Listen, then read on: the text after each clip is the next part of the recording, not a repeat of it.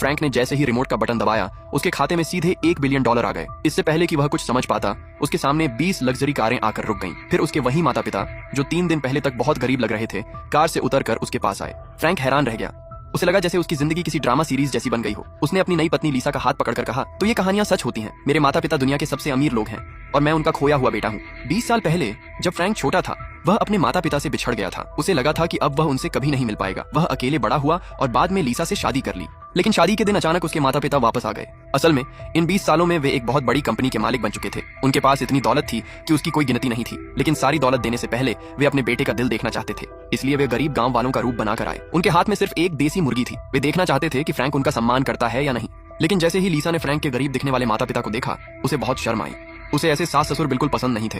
Frank दोनों तरफ की इज्जत बचाने की कोशिश करता रहा, लेकिन लीसा और उसका परिवार बहुत घमंडी था। वे गरीब लोगों की बिल्कुल इज्जत नहीं करते थे। शादी तो हो गई, लेकिन जब फ्रैंक अपने माता पिता को अपने छोटे से घर लाया, तभी लीसा ने उनका बिस्तर बाहर फेंक दिया। उसने कहा कि वे कमरे में नहीं, बाहर फर्श पर सोएंगे। फ्रैंक ने कहा, मेरे माता पिता कमरे में सोएंगे, मैं और तुम बाहर सो जाएंगे। ये सुनकर लीसा और भी गुस्सा हो गई। आखिर में उसने उन्हें अंदर आने दिया। जब फ्रैंक खाना बनाकर लाया, तो लीसा ने जानबूझकर मीट बॉल उनकी तरफ फेंक दिए। उसने उन्हें खाने की मेज पर भी नहीं बैठने दिया। उसका कहना था कि वे इसके लायक नहीं हैं। फ्रैंक ने बहुत समझाने की कोशिश की, लेकिन कोई फायदा नहीं हुआ।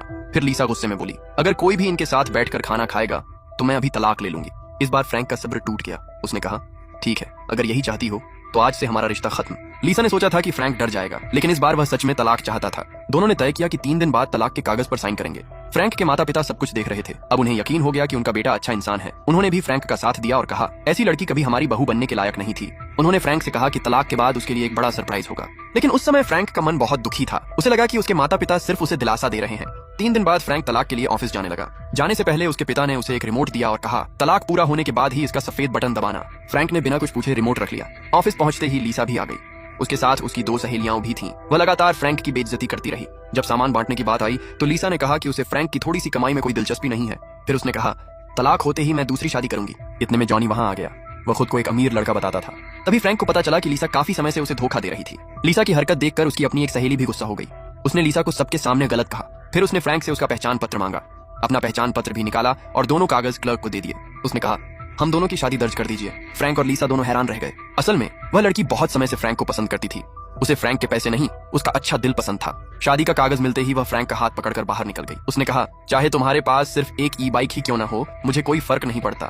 तभी फ्रैंक को अपने पिता की बात याद आई। उसने जेब से रिमोट निकाला और सफेद बटन दबा दिया। अगले ही पल उसके फोन पर बैंक का मैसेज आया। उसके खाते में पूरे $1 बिलियन आ चुके थे। उसे लगा शायद ये कोई मजाक है, लेकिन तभी दूर से 20 लग्जरी कारें आती हुई दिखीं।